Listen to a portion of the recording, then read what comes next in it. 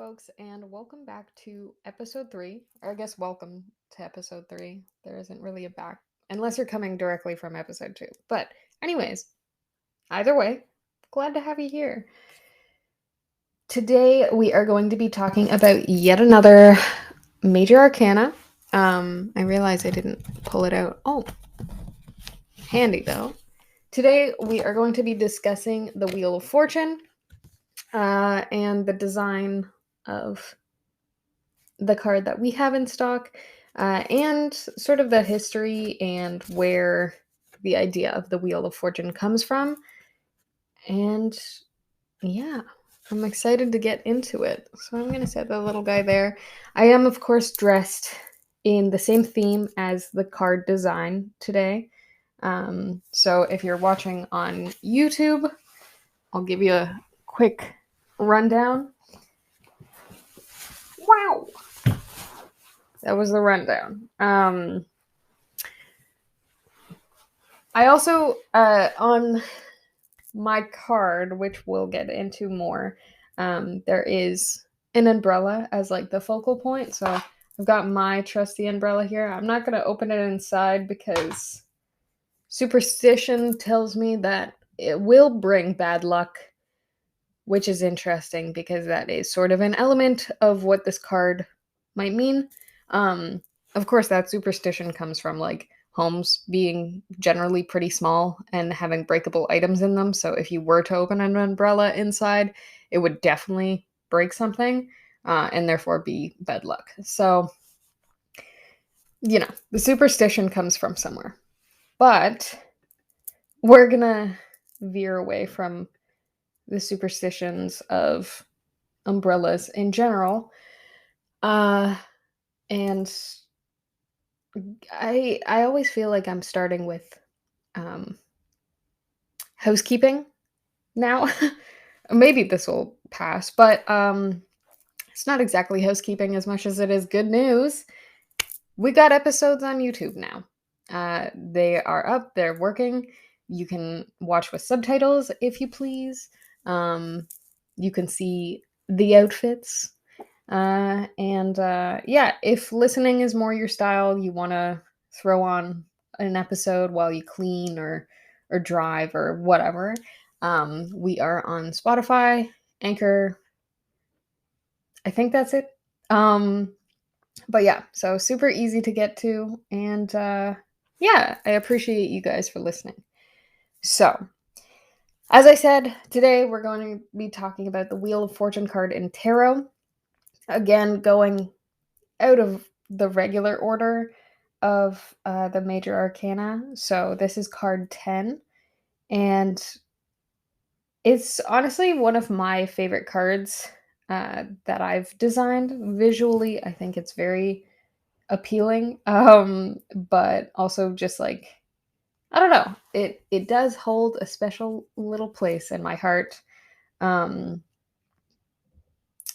So if you're watching on YouTube, I will put a picture of the card design on the screen as we're going through it. And for those listening, just to paint a quick picture, we've got sort of three main color components in the background: green, blue, and sort of like a sandy brown. We've got a shell, flowers, an umbrella, and a dainty little hand holding the umbrella. Yeah, that basically is the card. So to further break down these components, we've got the bright colors, which sort of bring this sense of liveliness and excitement, that happiness that comes to the people who get this card upright. It's like a sign of good omens. So a lot of the colors that I chose had to do with colors that we see naturally in nature. So, like I said, the green, blue, sandy brown. Um, and another thing that we see in nature, and undoubtedly a sign of spring specifically, the blooming, opening up, the possibility of flowers represent sort of the natural cycles. And we can't be at our best all the time. There are stages of getting there, and there are the elements that you've got to fight against in order to reach your full cycle to bloom. So flowers are also like this indicator of the positive turn of spring, and sort of like a representation of like a cycle within itself, um, sort of the cycles of the year, that kind of representation. So the shell in the right hand corner of the card is, um, I thought it looked really nice, and then I started sort of analyzing the deeper mythology of shells, specifically the scalloped shell, and it fits so perfectly well, I think, with like this symbolism of good fortune in some mythology.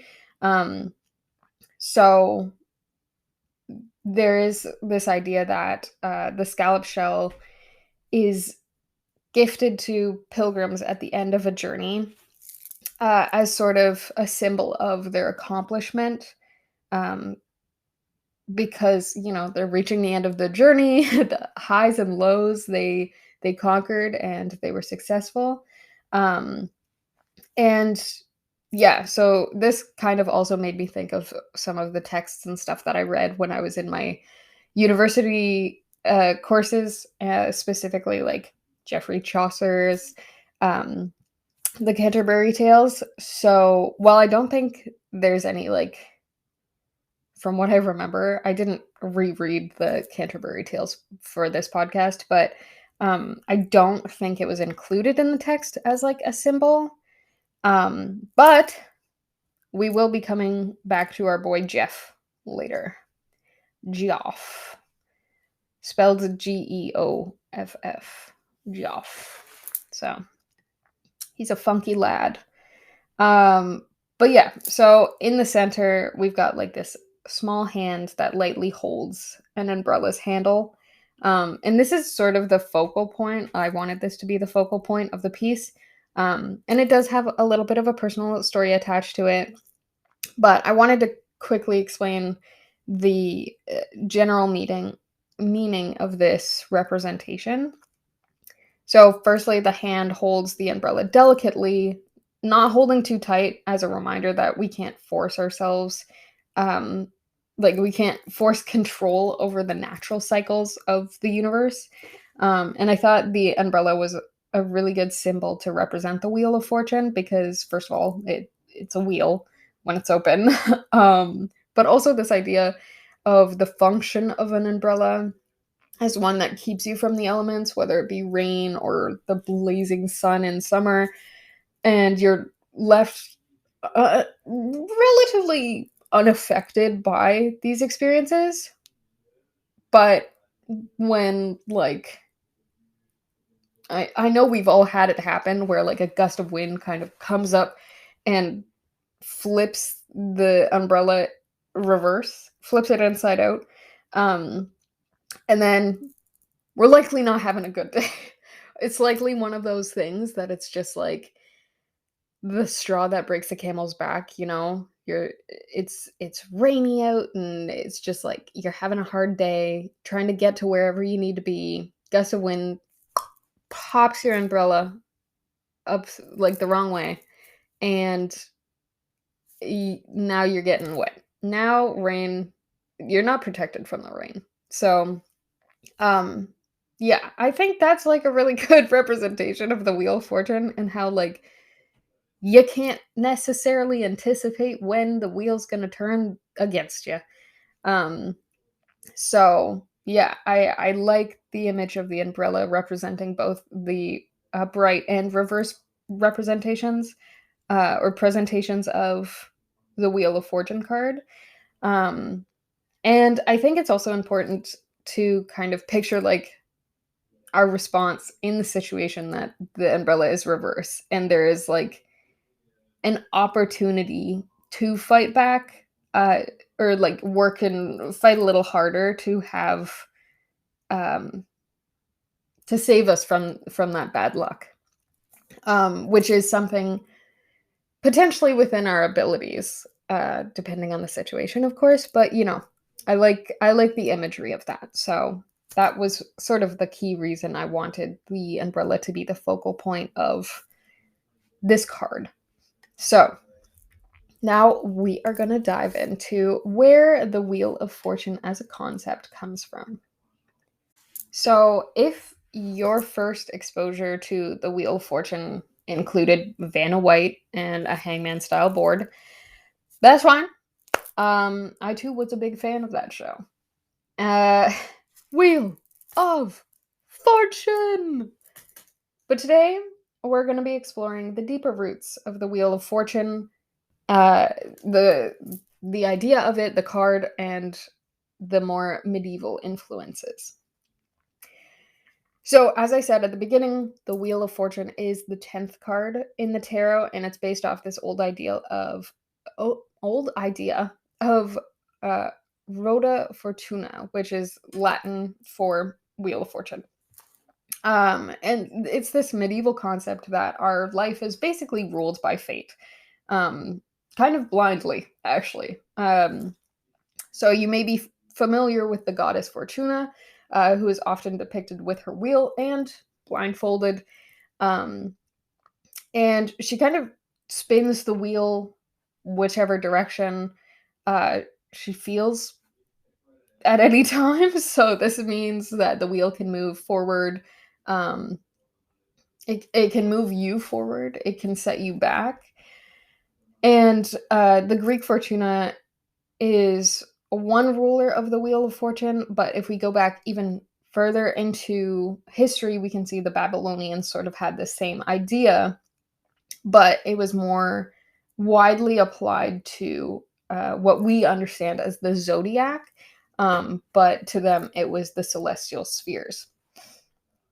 So we can see how this concept of a wheel plays into the discourse and vernacular of astrology today. You may have heard like people complaining about Mercury retrograde, Mercury in the microwave, Mercury Gatorade, the works. Or even just like certain signs changing houses as the year rolls on. Um, and sort of how those different things influence the events of said year, the impact on your life, yada yada yada. So this is exactly the concept that connects to the Wheel of Fortune card.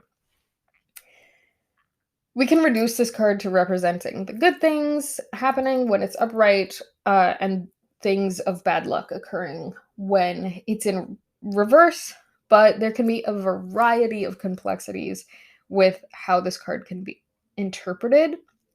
So, bringing it back, as we always do, to the influence of history and um, or the influence of literature and religion and history, we see the presence of Lady Fortuna in several pieces of art and literature. Um, One specifically is the play Everyman from the 15th century, which is one that I did read in my degree. And the character Everyman represents every man, mankind, the average person, which I'm sure comes as a complete surprise to everyone. Um, but every man goes on this whole pilgrimage, finds himself in a relatively difficult position when Fortuna spins kind of low, and his life is kind of ended early. Um, so sort of through this story, I'm not giving spoilers. I guess I already did, but the main idea of what I'm getting at of this story is that your own goodness will kind of be the thing that saves you at the end of the line. So, like the concepts of religion in general, and this play is definitely leaning into religious text. It The moral is be a good person and you get into heaven. Um, but this does relate to the card because it brings up this kind of potential for good fortune as something that you can offer. Even if your wheel isn't turning the way that you want per se, it can be an opportunity for you to like reflect or to put positive energy out so that it can come back to you. Sort of this idea of like the wheel being the thing that puts into motion what goes around comes around. That kind of image. So, another piece of literature that we see with the concept of Fortuna or the Wheel of Fortune is da da da Geoffrey Chaucer's Canterbury Tales, specifically The Monk's Tale. Told you we'd get back to old Jeff.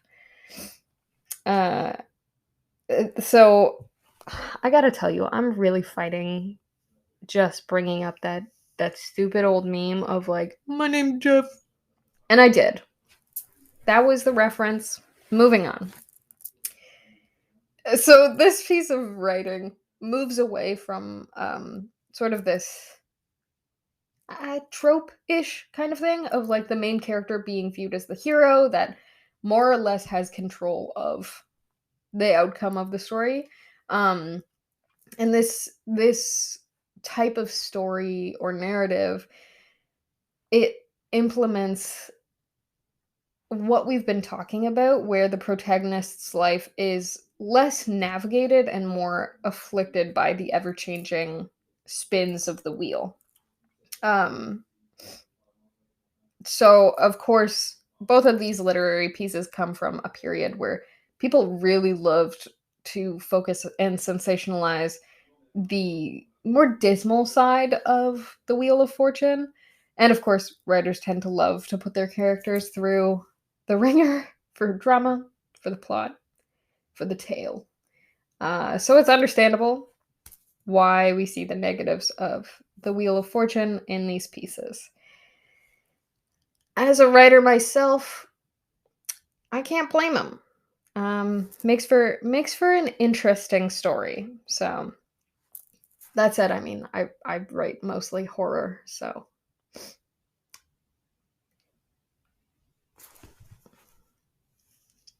anyways, so having the Wheel of Fortune show up in your reading can be really exciting development, especially if it's in its upright position. Obviously, this can mean good fortune is coming to you. Things are working in your favor. There's some kind of advancement happening in your life. Whatever. Um, it can also be a reminder to focus on the good that has happened, especially if you're going through a harder time. And while this isn't to say, oh, look at the bright side, look for the silver lining of things, because let's be honest, that's kind of fucking annoying sometimes. It can kind of emphasize this possibility that there might be a potential solution or like a breakthrough that you could have um through the bright things, the good things that have happened to you recently. So I'll paint sort of an example, a picture. Let's say you're really going through it. You're stressed at work, things are just not going your way. It's one thing after another, and you decide you're just going to get a coffee and stay late to work or whatever. And while you're at the coffee shop, you run into an old friend. You're like, "Hey man, what's up?" Um and you guys get talking. You kind of bring up the stress that you're going through, and your friend is like, "Oh, I feel ya," and then says kind of in passing what they do, whether it's like a cool scheduling thing or an app they use to keep on track of everything or whatever, and it just kind of passes as a fleeting moment. um But, if you focus on the positive of running into that friend, all of a sudden you're like, "Oh, wait, this person may have given me a little tidbit, a little, if you're Canadian, timbit of information, that I can use." So it sort of allows you to consider things and gives you maybe a chance to grab one of the spokes of the wheel and start swinging it in your direction. Get that wheel back in your favor. On the flip side, and by that, of course, I mean the reverse of the card, we do have the concept of bad luck or misfortune. So, as we saw with the story of Everyman, sometimes it's being faced with bad fortune that motivates us to change. Sometimes it gives us a chance to create opportunity and good fortune for others. And sometimes maybe it just hits the nail on the head in your reading if it comes out reverse and you've been feeling like life has dealt you a pretty shitty hand and you don't really have any cards up your sleeve. Depending on the cards around the Wheel of Fortune's placement in the spread that you're reading for, you can probably figure out which is most likely for your situation. But one of the more modern takes, I guess, that has come up in my readings and my interpretation of the card in reverse is this is an opportunity to recognize and break a cycle, like a negative cycle. So this could be something generational or just you finally catching yourself in this repetitive behavior that isn't beneficial to you anymore. So this card, it shows this heaviness of living with a double and passed down trauma that you've been carrying, perhaps unwittingly. And this is also why I wanted the umbrella to symbolize um, the wheel of fortune in my card, because when the wheel is reversed or the umbrella is flipped inside out, it isn't necessarily the end. Like I was saying at the beginning, it's kind of up to you. Like, are you gonna work harder to keep from getting wet? Sure, yeah, probably the instinct. Will you find the motivation to grab the wheel and flip it back in your favor? It's entirely up to you. You know, you could just say you don't care anymore, and that's fine. But at the end of the day, like, you either leave the umbrella or you try and fix it.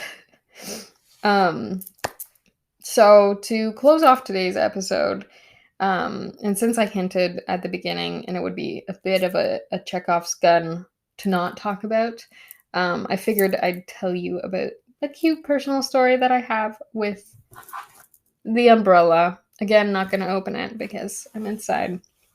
So the umbrella has been sort of the symbol of life for me uh, forever. It was the very first gift that I ever asked for at a Christmas, a green umbrella to be specific. And I had that umbrella up until probably elementary school, like while I was in elementary school, and then I lost it. And for years, I was looking for it. I was given many iterations of this umbrella, which is so sweet. Um, but it was like not exactly the color or style of the original one. And it became sort of this like lifelong journey, a pilgrimage, if you will, to find like that umbrella again. And I did end up getting an adult size green uh, umbrella when I was in university. And got that bad boy today. I've kept it safe. Um, and yeah, it's been such a motif, a running motif in my life for the losses and discoveries that um, I also ended up getting it tattooed on my arm. Um, so I'll never lose it again. Uh, but yeah, I with this being one of my favorite cards in the deck, sort of this idea of like destiny, fate, how much you have control over whether or not the cycles continue in your favor or against you. Um, I I really like having sort of a little tidbit of my own life, um, paid paid homage to in the card. So yeah, I also think it's kind of interesting because this card has a personal touch to it, and it is probably the card that falls off my art wall most often, which you might be able to see like a little peek of. Um, and yeah, it's the one that falls off most often, and I like walk into my studio and find it in the middle of the floor for me. So I find it really interesting. Maybe it's given me a little sign, but thank you so much for joining again this week, and yeah, I look forward to telling you guys about the next card next Sunday. Take care. Bye.